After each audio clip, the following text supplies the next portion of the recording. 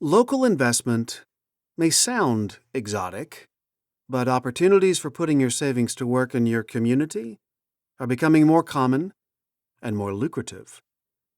At this point, most authors of investment books will spin stories that show their financial brilliance. Here's how I transformed powdered moose antlers into a $100 million health food empire. Instead, I will tell you an embarrassing story of my own short-sightedness that almost drove me into bankruptcy. If I knew then what I know now, I could have prevented more than a decade of serious financial struggle. My mistake, however, is now your opportunity. One of my favorite Gary Larson cartoons is of a crisis clinic on fire, floating down a river, about to plunge over a waterfall. That's what my life was like in 2008.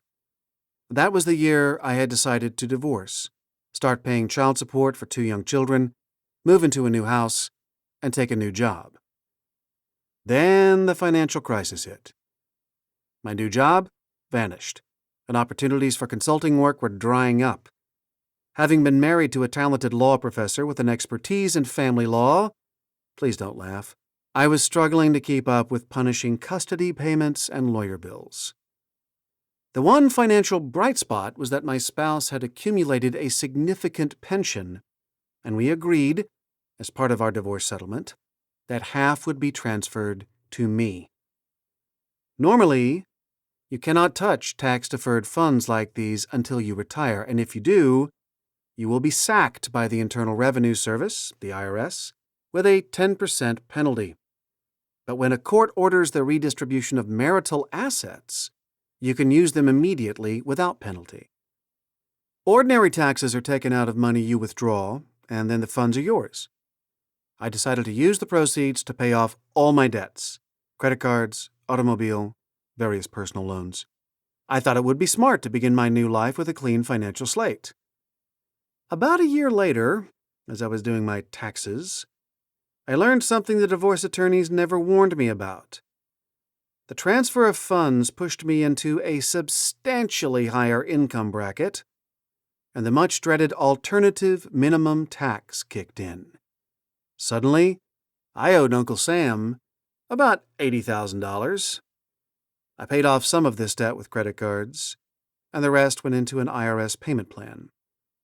After paying over 20% interest and penalties for several years, my debt situation was far worse than it had been before I divorced.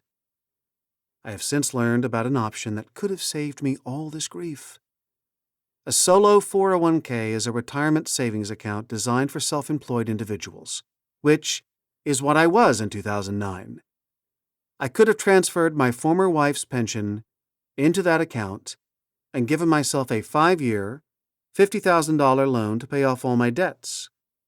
There would never have been an awful tax bill from the IRS. In fact, no taxes would have been taken out of the transfer at all, because I would have rolled it over directly into another tax-deferred account.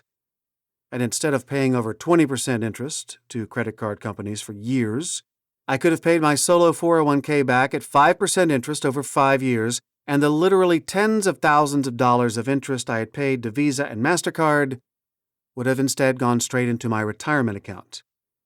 Rather than being broke with massive debts in front of me, I would have paid everything off in 5 years and had a healthy nest egg for retirement. Smart local investing in myself would have paid huge dividends. Okay, I was a fool, but then again, no one in my life, not my lawyers, not financial advisors I consulted, not my many Ivy League educated friends, knew about the solo 401k either. Neither did you, I bet. Live and learn. You, however, will never have to repeat this mistake, because I'm now about to introduce you to the huge, unappreciated potential of DIY accounts.